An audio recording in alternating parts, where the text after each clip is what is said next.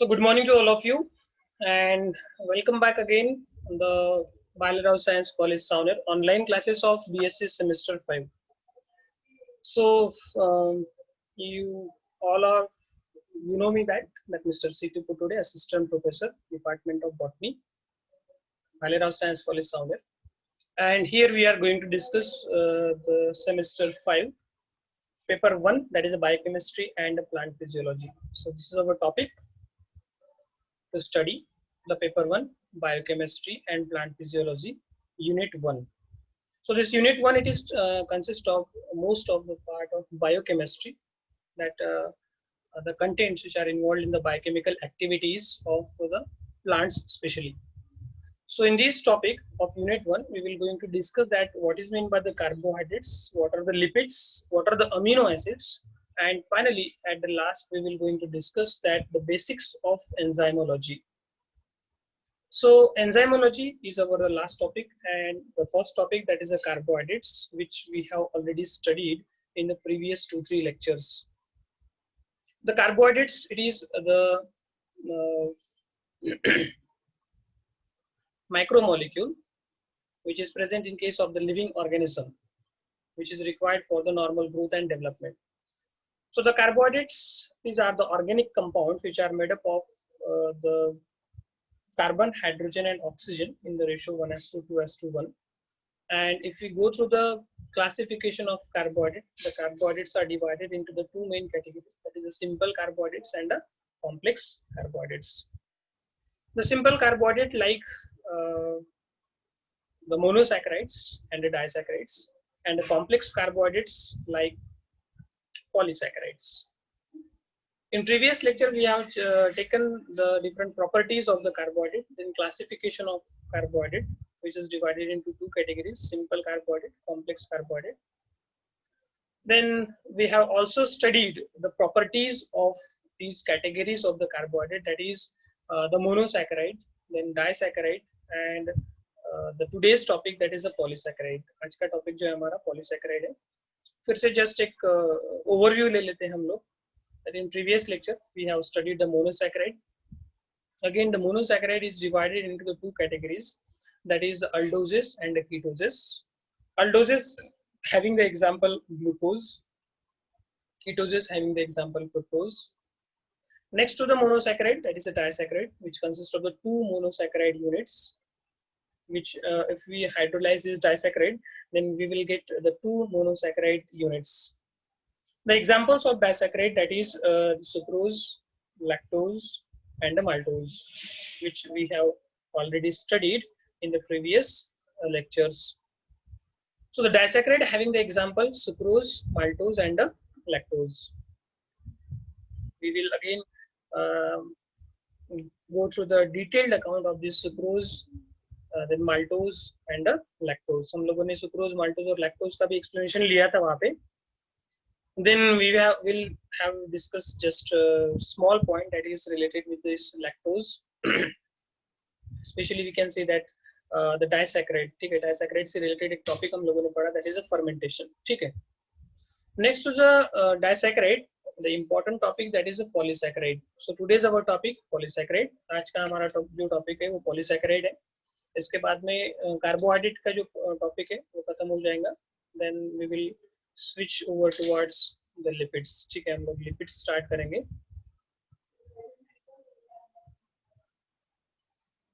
In next lecture. So this is all about the part of carbohydrate. ठीक है, carbohydrate का ही part रहेगा. उसके बाद में हम लोग लिपिड स्टार्ट करेंगे. So the polysaccharides basically that is the complex carbohydrate. It is a complex carbohydrate. जो complex carbohydrate होता है, ठीक है. The carbohydrate which is made up of more than 10 monosaccharide units, ठीक है.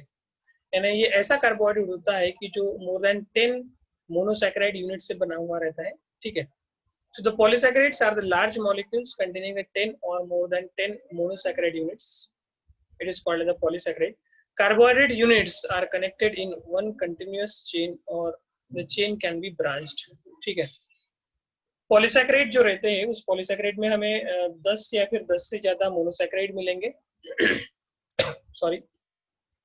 ये जो मोनोसैकेराइड रहेंगे ये कंटिन्यूअस चेन में रहेंगे या फिर ब्रांच फॉर्म में हमें मिलेंगे in case of the polysaccharide. Then if we go through the classification of polysaccharide, it having the two main categories, that is a storage polysaccharide and structural polysaccharide. The storage polysaccharide contain only glucose units. इसमें glucose unit मिलेंगे हमें, ठीक है. The three important ones are, यानी three important types के storage polysaccharide इन्होंने यहाँ पे दिए हैं. The three important types of storage polysaccharide, and that is the starch, glycogen, and the amylopectin. ठीक है. So these are the three examples of the storage polysaccharide. Then next to the storage polysaccharide, that is a structural polysaccharide. The structural polysaccharide contain only beta glucose units. Two important structural polysaccharide are cellulose and chitin. So the cellulose and chitin, these are the two important structural polysaccharide. I think why they called it as the structural polysaccharide. इन्होंने यहाँ पे इसे cellulose और chitin को structural polysaccharide क्यों कहा, ये आप लोगों को समझ में आ गया होगा. Because the cellulose, it is present in case of the cell wall of plant cell. ठीक है, जो plant cell होती है, तो plant cell में cell wall जो बनी रहती है वो cellulose से बनी रहती है, और fungi जो होती है तो fungi में जो cell wall बनती है वो chitin से बनती है.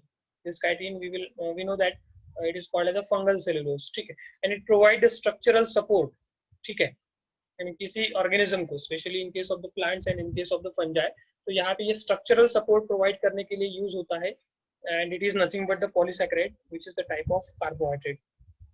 Chitin contains a modified beta glucose unit, ठीक है, ये सभी चीजें आप लोगों को ध्यान में रखनी पड़ेंगी कि that chitin के पास में modified glucose beta glucose unit होता है. Move towards the next slide.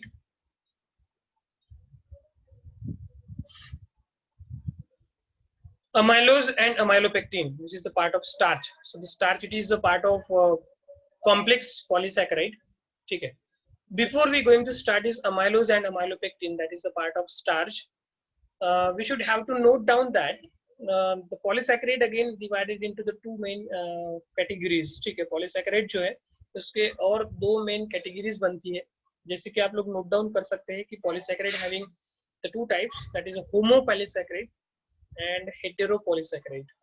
ठीक है, आप लोग note down कर सकते हो वहां पे homopolysaccharide and heteropolysaccharide. आप सब लोग अपने वीडियोस ऑन कीजिए, मुझे कोई भी नहीं दिख रहा है यहाँ पे, सब लोगों ने अपने वीडियोस ऑफ करके रखे हैं. So that polysaccharide, it is divided into the two main types. Polysaccharide जो होते हैं वो दो main types में divide होते हैं, homopolysaccharide and heteropolysaccharide. ठीक है.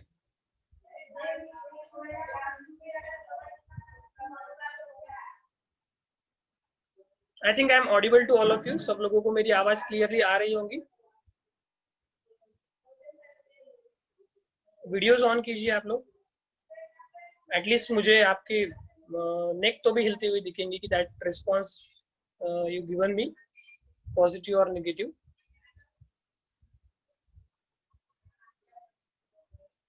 आई am audible to all of you. सब लोगों को आवाज आ रही है मेरी?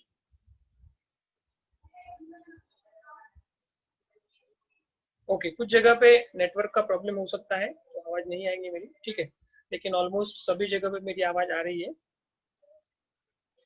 Right. So that come to the point, amylose and amylose pectin. ठीक है, अमाइलोज और अमाइलोपेक्टिन स्टार्ट करने के पहले हम लोग एक पॉइंट नोट डाउन करना हमें जरूरी है यहाँ पे, that polysaccharide it is divided into the two main types, that is homopolysaccharide and the heteropolysaccharide. ठीक है, ये मैं बार बार इसलिए बता रहा हूँ आप लोगों को कि आप लोगों को नोट डाउन करना पड़ेगा, नहीं तो आप लोग भूल जाओगे कि जैसे ये स्लाइड में यहाँ पे ये पॉइंट इन्वॉल्व नहीं हुआ है. That polysaccharide having the two main categories again, that is homopolysaccharide and the heteropolysaccharide. ठीक है, the homopolysaccharide क्या होते हैं? The polysaccharide which contain only one type of monosaccharide. ठीक है, ध्यान से सुनेंगे. ऐसे सॉरी ऐसे पॉलीसैकेराइड होते हैं कि जिनके पास सिर्फ एक ही टाइप के मोनोसैकेराइड होते हैं. सॉरी, एक तो उनके पास सिर्फ सेलुलोज ही होंगे या फिर स्टार्च ही होंगे, ठीक है, सॉरी, इनके पास एक तो मोनोसैकेराइड होंगे, एक तो डाइसैकेराइड ही होंगे, ठीक है. So only one type of monosaccharide containing polysaccharide, that is called as homopolysaccharide. Homo means same, ठीक है. फिर से बताता हूँ, homopolysaccharide. The polysaccharide which contain only one type of monosaccharide is called as homopolysaccharide. Homopolysaccharide के दो example है, cellulose and starch, ठीक है. हम लोग स्टार्च यहाँ पे डिस्कस करने वाले हैं अभी, इसलिए मैंने आप लोगों को होमोपॉलीसैकेराइड के बारे में बताया. That homopolysaccharide, it consists of only one type of monosaccharide. The polysaccharide which consists of only one type of monosaccharide is called as homopolysaccharide. Homo मतलब होता है same, ठीक है. Homo means what? Homo means same.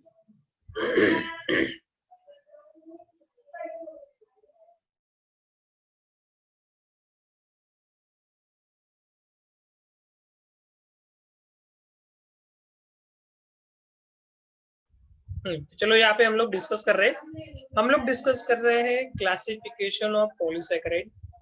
Polysaccharide is divided into the two main types, homopolysaccharide and heteropolysaccharide. Homopolysaccharide के बारे में मैंने आपको बताया है. The polysaccharide which consists of only one type of monosaccharide is called as homopolysaccharide. The example of homopolysaccharide is cellulose and starch. Example of homopolysaccharide is cellulose and starch. Second type, that is a heteropolysaccharide. The polysaccharide which contains different types of monosaccharide, ठीक है. Different types of monosaccharide, इसमें अलग अलग types के monosaccharide मिलेंगे आपको, ठीक है. And these type of polysaccharide are called as heteropolysaccharide. फिर से बताता हूँ. The polysaccharide which consists of different types of monosaccharide is called as heteropolysaccharide. The example of heteropolysaccharide is hyaluronic acid. Example is hyaluronic acid. I think आगे दिया होगा ये example.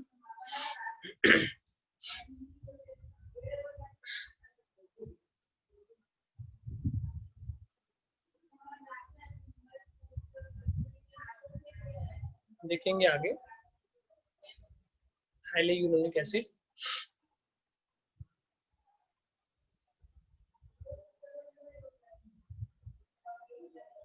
So come to the point that the polysaccharide which is divided into the two types, homopolysaccharide, heteropolysaccharide.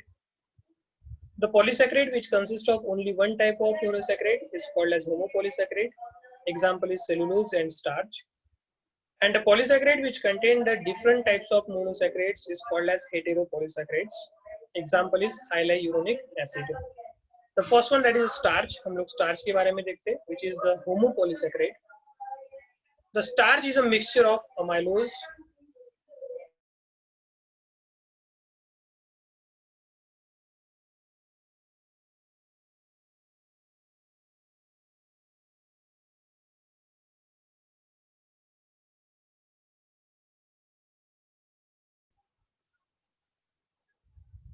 the polysaccharide, that is a homopolysaccharide and a heteropolysaccharide. We are going to discuss that is a starch, homopolysaccharide. Starch is a mixture of amylose and amylopectin and is found in the plant's food. ठीक है. Starch जो होता है, it is a mixture of amylose and amylopectin. ठीक है. अभी अभी हम लोगों ने एग्जांपल देखा कि होमोपॉलीसैकेराइड के दो एग्जांपल है, सेलुलोज एंड स्टार्च. तो स्टार्च के बारे में हम लोग यहाँ पे डिस्कस कर रहे हैं. Starch is a mixture of amylose and amylopectin. ठीक है. अमाइलोज और अमाइलोपेक्टिन जो है, इसका जो मिक्सचर होता है, इससे बना हुआ होता है starch and it is found in the plant foods. ठीक है. हमें पता है कि स्टार्च जो होता है वो प्लांट्स में मिलता है. That is nothing but the carbohydrate. ठीक है. पोटैटो हम लोग यू कंज्यूम करते हैं, पोटैटो खाते हैं आप लोग. ठीक है. It is nothing but the starch. वो स्टार्च ही होता है. उसके बाद में जो राइस में भी आप लोगों को ज्यादा कंटेंट मिलेंगे स्टार्च के. ठीक है. So the starch, it is a mixture of amylose and amylopectin and is found in the plant foods. Amylose make up 20% of plant starch and it is made up of 250 to 4000 D-glucose units bonded in alpha 1,4 in a continuous chain. ठीक है, ये continuous chain में मिलेगा हमें, जैसे कि हम लोगों ने बोला था कि स्टोरेज पॉलीसेकेराइड जो होते हैं वो कंटिन्यूस चेन फॉर्म में मिलते हैं. ठीक है, सॉरी, आगे बढ़ते. Long chain of amylose tend to a coil. ठीक है, जो लॉन्ग चेन ऑफ अमाइलोज होते हैं वो कॉइलिंग शो करते हैं. ये थोड़ा केमिस्ट्री से रिलेटेड पार्ट यहाँ पे इन लोगों ने दिया है कार्बोहाइड्रेट का. Amylopectin makes up to 80% of the plant starch.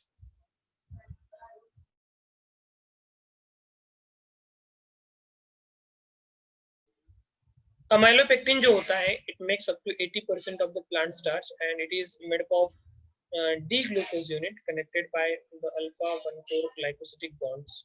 ठीक है, तो यहाँ पे उन्होंने थोड़ा केमिकल फॉर्म बताया है स्टार्च से रिलेटेड. स्टार्च जो होता है it is a mixture of amylose and amylopectin and it is found in the plant foods. Amylose makes up to 20% of the plant starch and it is made up of 250 to 4,000 molecules of D-glucose units. It is bonded by the alpha 1,4 in a continuous chain form. Then long chain of amylose tend to a coil. ठीक है, अगर amylose अगर long chain form में अगर बनता है तो वो coil हो जाता है. ठीक है, coil form में मिलता है हमें. अमाइलोपेक्टिन के बारे में अगर देखते हैं तो अमाइलोपेक्टिन मेक्स अप टू 80%. देखो यहाँ पे 20% है और यहाँ पे 80% है. यानी स्टार्च में 20% जो रहता है वो अमाइलोज रहता है और 80% जो रहता है वो अमाइलोपेक्टिन रहता है. ठीक है, 80% of the plant starch is made up of D-glucose unit connected by the alpha 1,4 glycosidic bond.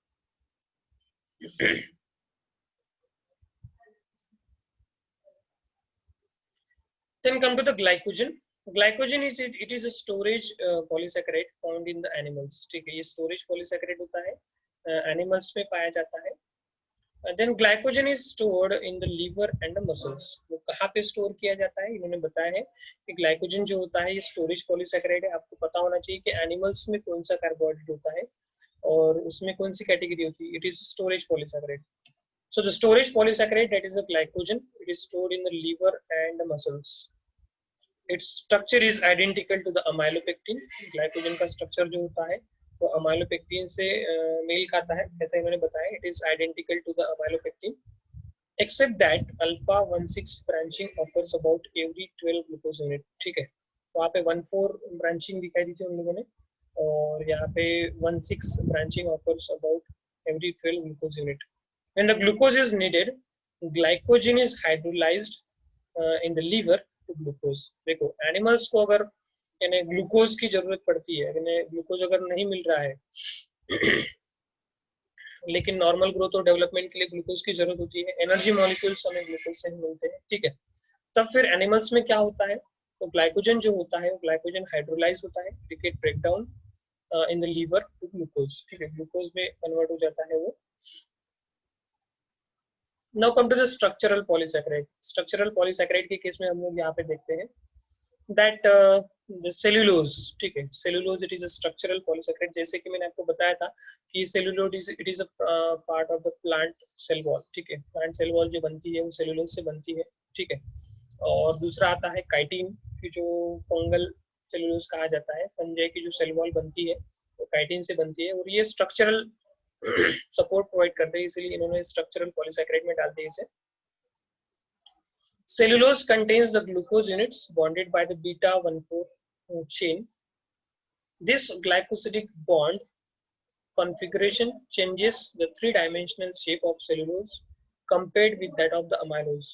ठीक है, यानी ये जो ग्लाइकोसिडिक बॉन्ड होता है यहाँ पे 1,4 beta 1,4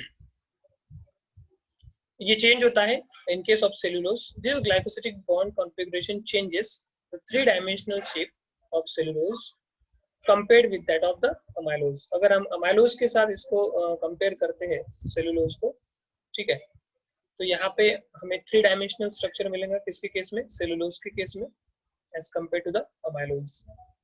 The chain of glucose unit is straight. This allows the chains to align the next to each other to form the strong rigid structure. यानी ग्लूकोज यूनिट की जो चेन रहती है, स्ट्रेट चेन जो रहती है, ठीक है, the straight chains, The chain of glucose unit is straight. This allows the chains of a line next to each other to form the strong rigid structure. यानी एक rigid structure बनाने के लिए ये ग्लूकोज यूनिट की जो chain रहती है वो हेल्प करती है in case of cellulose. Cellulose is an insoluble fibre. ठीक है, ये इनसोल्यूबल फाइबर होता है cellulose in our diet because we lack the enzyme cellulase to hydrolyze the beta 1,4 glycosidic bond.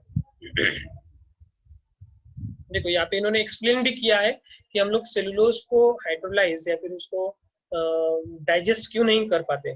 ठीक है, एनिमल्स के पास एक एंजाइम नहीं होता है, दैट इज सेलुलेज. ठीक है, सेलुलोज इज इनसोल्यूबल फाइबर. ये एक इनसोल्यूबल फाइबर होता है, सोल्यूबल नहीं होता है. ठीक है, इन अवर डाइट. ठीक है, हमारे डाइट में जो हम कंज्यूम करते हैं, जैसे जैसे हम लोग प्लांट वेजिटेबल्स वगैरह कंज्यूम करते हैं. ठीक है, जो सब्जियां वगैरह होती है उसमें सेलुलोज ऑब्वियसली होगा because vegetables it is nothing but a plant.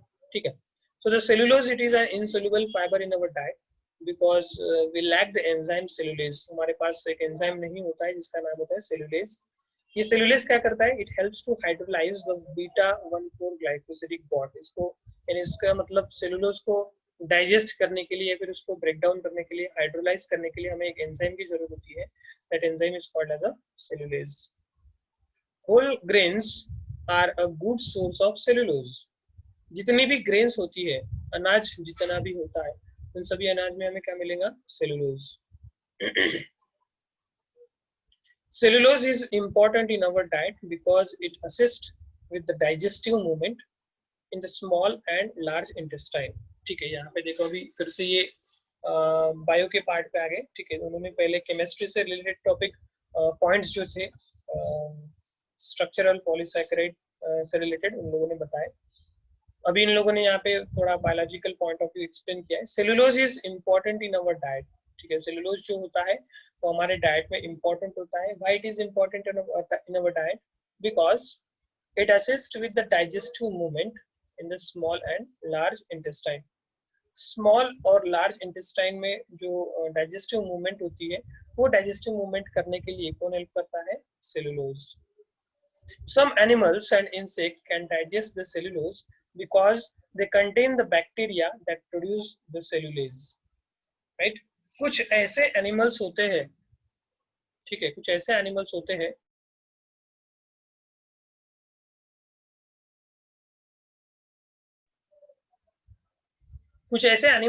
और कुछ ऐसे प्लांट्स होते हैं, सॉरी कुछ इंसेक्ट होते हैं. राइट?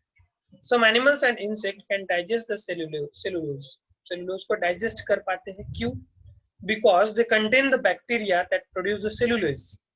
क्योंकि उनके इंटेस्टाइन में या फिर उनके स्टमक में कुछ ऐसे बैक्टीरिया होते हैं कि वो बैक्टीरिया इस सेलुलेज एंजाइम को प्रोड्यूस कर सकते हैं. ठीक है, और सिंपल है, वहां पे अगर सेलुलेज एंजाइम प्रोड्यूस हो जाता है so this cellulose can be easily digest.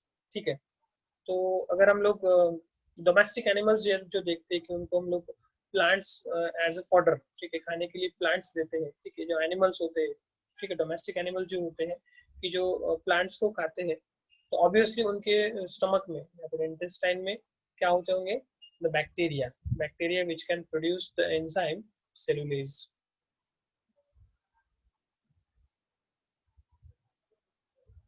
Now come to the chitin. Chitin से related topic देखते हैं. Chitin makes up to the exoskeleton of insect and crustaceans and cell wall of some fungi. मैंने आपको पहले ही बताया कि chitin it is present in case of the cell wall of fungi. fungi की cell wall में होती है. हम लोगों ने ये पढ़ा था semester 1 में. So the chitins makes up the exoskeleton of insect. insect की जो body होती है वहां पे आपको एक्सोस्केलेटन मिलेगा. ठीक है, एंडोस्केलेटन नहीं मिलेगा. जैसे कि हमारे बॉडी में, ह्यूमन बीइंग के बॉडी में दो टाइप के कवरिंग होती है स्केलेटन से related. Exoskeleton that is the part of skin. ठीक है, स्किन होती है एक्सोस्केलेटन में. और एंडोस्केलेटन में क्या आता है? The framework of bones. ठीक है, बोन्स का फ्रेमवर्क आता है, that is a part of endoskeleton. लेकिन इंसेक्ट जो होते हैं उनमें कोई ऐसा बोन्स वगैरह कुछ होता नहीं है, या फिर एंडोस्केलेटन बहुत ही कम होता है. तो जो इंसेक्ट होते हैं उनका जो आउटर टफ कवरिंग होता है, कोटिंग जो होता है, that exoskeleton of insect it is made up of the chitin, ठीक है, वो काइटिन से बना हुआ रहता है। एंड क्रस्टेशियंस, ठीक है, crustaceans for example the some of the lichens, ठीक है, and the cell wall of some fungi, कुछ फंजाई जो है, मोस्ट ऑफ द फंजाई हम कह सकते हैं, सम फंजाई कहने की जगह most of the fungi they consist of the cell wall which is made up of the chitin. So the chitins makes up to the exoskeleton of insect and crustaceans and the cell wall of some fungi. It is made up of N-acetyl glucosamine. ठीक है, यहाँ पे इन्होंने chemical form बताया है chitin का, that chitin it is made up of the N-acetyl glucosamine. ठीक है, the N-acetyl glucosamine containing the beta 1,4 glycosidic bonds. ठीक है, so it is made up of N-acetyl glucosamine containing the beta 1,4 glycosidic bonds. That is a part of chitin. It is structurally strong. Chitin जो होता है वो structurally strong होता है. Then chitin is used as a surgical thread that biodegrades as wound heals. So it is very important point related to the chitin. Chitin से related बहुत ही एक अच्छा इंपॉर्टेंट फंक्शनल पॉइंट यहाँ पे दिया है हम लोगों ने. Chitin is used as a surgical thread. देखो काइटिन का यूज होता है एज अ सर्जिकल थ्रेड, जो सर्जरीज होती है एनिमल्स के केस में वगैरह. सो तो वहाँ पे सर्जिकल थ्रेड जो होता है ये काइटिन का यूज होता है वहाँ पे. क्यों यूज होता है? क्योंकि दैट काइटिन इट गेट बायोडिग्रेड्स, यानी वो घुल जाता है, ठीक है, डिसॉल्व हो जाता है. It biodegrades as a wound heals. जैसे जैसे हमारी जो वाउंड होती है, ठीक है, जहाँ पे लगा हुआ है या फिर जहाँ पे सर्जरी हुई है, जैसे जैसे वो ठीक होती रहती है तो वैसे वैसे ये काइटिन बायोडिग्रेड होता है या फिर डिसॉल्व होना शुरू हो जाता है. तो इसको निकालने की कोई जरूरत नहीं है, ठीक है, उन थ्रेड्स को. It serves as a protection from the water in insects. Insects जो होते हैं तो उनका जो एक्सोस्केलेटन बना हुआ रहता है काइटिन से, तो वाटर जो है वाटर रिपेलेंट का काम करता होगा ये chitin. So it serves as a protection from the water in the insect. ठीक है, अगर वाटर उनके बॉडी में एब्जॉर्ब हो गया होता तो वो वहाँ पे फर्मेंटेशन प्रोसेस या फिर डिग्रेडेशन प्रोसेस, वहाँ पे डिकम्पोजिशन प्रोसेस स्टार्ट हो जाती. लेकिन वैसा कुछ होता नहीं. तो इंसेक्ट का जो एक्सोस्केलेटन होता है वो काइटिन से बना हुआ रहता है और वो प्रोटेक्ट करता है इंसेक्ट को फ्रॉम वाटर. ठीक है, so it serves as a protection from water in insects. Chitin is also used to waterproof paper and in the cosmetics and lotions and retain the moisture. देखो यहाँ पे उन्होंने functions बताए हैं chitin के. ऐसा नहीं कि फंजाई के केस में प्रेजेंट होता है तो इसके हार्मफुल इफेक्ट होते होंगे या फिर उसका कुछ काम नहीं होता होगा. So the chitin is also used to waterproof the paper. ठीक है, पेपर को वाटरप्रूफिंग करने के लिए या फिर वाटरप्रूफ एक्टिविटी प्रॉपर्टी प्रोवाइड करने के लिए काइटिन हेल्प करता है. एंड इन द कॉस्मेटिक्स, ये कॉस्मेटिक्स में भी यूज होता है. Cosmetics and lotions to retain the moisture. ठीक है, मॉइस्चर रिटेन करने के लिए यूज होता है. Then last one, that is a heparin, and finally we complete this part of carbohydrate. So the heparin is medically important polysaccharide because it prevents the clotting in the bloodstream. ठीक है, ये भी एक polysaccharide है heparin, और ये हमारे blood stream में होता है और क्लॉटिंग के लिए हेल्प करता है heparin. It is highly ionic polysaccharide of repeating the disaccharide units of oxidized monosaccharide and D-glucosamide. ये सभी केमिकल कंटेंट इस heparin में मिलते हैं.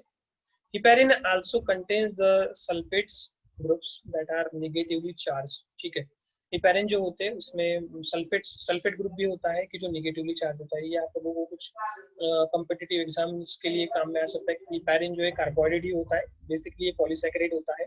उसमें सल्फेट ग्रुप भी होता है कि जो नेगेटिवली चार्ज होता है. It belongs to the group of polysaccharide called as a glycosaminoglycans, right? So it is a part of the polysaccharide. So finally we have completed the part of carbohydrate of the semester 5 paper 1. ठीक है, ये carbohydrate का part हम लोगों ने complete कर दिया है. Thank you for attending the lecture. ठीक है, आज के लेक्चर अटेंड करने के लिए thanks a lot to all of you. लेकिन एक बात मुझे थोड़ी खटकती है यहाँ पे कि आप लोग अपने वीडियोस ऑफ करके रखते हो, पता नहीं क्यों. तो शर्माते हैं क्या, तो पता नहीं, या फिर ऐसा लगता होगा कि प्रोड्यूसर हमारी फेसेस देख लेंगे. So पहले ही बताया मैंने आप लोगों को, it is not a part of entertainment, it's just a part of to recognize whether you are attending in the lecture or not. So finally we have completed the part of carbohydrate. और carbohydrate से topic अगर कुछ information लिखनी होती होंगी आप लोगों को, तो मैं आप ऑलरेडी आपको पता है कि मैं ये वीडियोस जो है यूट्यूब पे भी अपलोड करता हूँ. You can take a reference of this videos from that my site. So that's all for today. Now you have to do one thing. You have to go in your chat box. सब लोग अपने अपने chat box में जाएंगे and write down their name and present word. ठीक है, वहाँ पे अपना नाम लिखो और present करके लिखो. It is a part of your attendance. Next lecture में हम लोग लिपिड्स के साथ में स्टार्ट होंगे. From the next lecture we will switch over to the lipids, then amino acids, and last one that is enzymes. You have to write in the chat box your name and present, word present. It is a part of your attendance.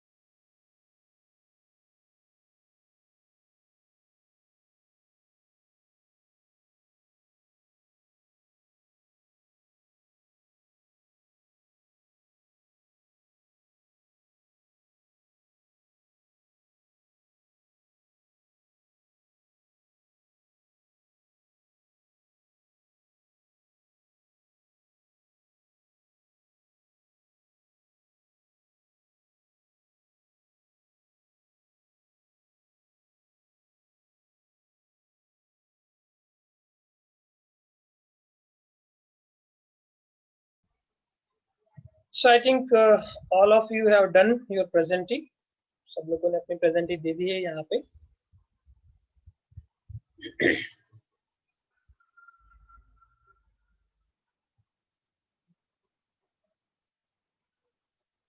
So thank you for the positive response and attending the lecture. आज के लिए बस इतना ही. बाकी का topic हम next lecture में पढ़ेंगे. तब तक के लिए सब लोगों को स्टे होम, स्टे सेफ और सब लोगों को बाय.